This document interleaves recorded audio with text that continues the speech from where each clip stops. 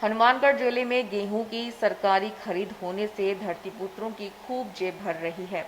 आंकड़ों पर गौर करें तो चालू सीजन में खरीद एजेंसियों ने अभी तक करीब 24,000 किसानों को लगभग 700 करोड़ का भुगतान कर दिया है। सरकारी खरीद प्रक्रिया को गति देने के लिए उठाव में तेजी के लिए जिम्मेदारों को पाबंद किया गया है। उधर मंडी शुल्क की एवज में सरकार के खजाने में भी करोड़ों रुपए जाएंगे। अकेले अप्रैल माह में ही सरकार को जिले की मंडियों से मंडी शुल्क की एवज में 660.83 लाख रुपए मिलने की उम्मीद है, जबकि खरीद प्रक्रिया 30 जून तक चलेगी।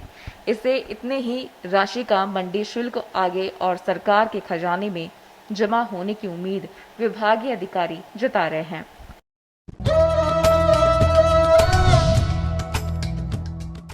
जिले की मंडियों में हो रही गेहूं की सरकारी खरीद के बाद मंडी शुल्क की एवज में सरकार को गत वर्ष की तुलना में इस वर्ष काफी अधिक राशि मिलने की उम्मीद है। गत वर्ष अप्रैल माह की बात करें तो क्षेत्र की 10 मंडियों से सरकार को मंडी शुल्क के तौर पर 214.88 लाख रुपए का राजस्व प्राप्त हुआ था, जबकि इस वर्ष अप्रैल माह में सरकार को 660.83 लाख रुपए मिलेंगे।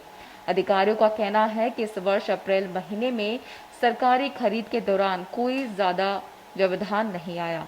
यही कारण है कि खरीद सुचारू रूप से होने से मंडी शुल्क वसूली में भी काफी इजाफा हुआ है। हनुमानगढ़ से पुरुषोत्तम झा की रिपोर्ट, पत्रिका टीवी, राजस्थान।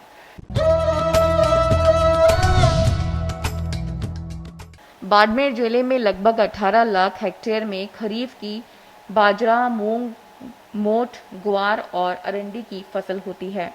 इसी तरह 3.50 लाख हेक्टेयर में रबी की फसल होती है, जिसमें जीरा, इसबगोल, रायडा और गेहूं मुख्य फसल है।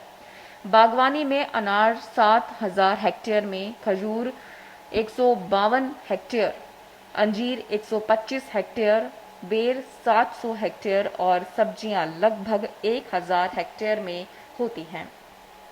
सभी फसलों में परागण करने पर फूल लगता है, उसके बाद फल आता है। इस क्रिया में मधुमक्खी की भूमिका अहम होती है। खासकर जिस आधार पर बागवानी बढ़ रही है उसमें मधुमक्खी का रोल और अहम हो जाता है।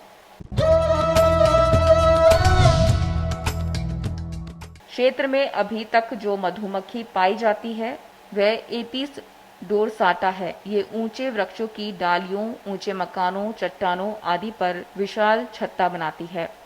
छत्ता करीब 1.5 से 1.25 मीटर तक चौड़ा होता है। इसका आकार अन्य भारतीय मधुमक्खियों से बड़ा होता है।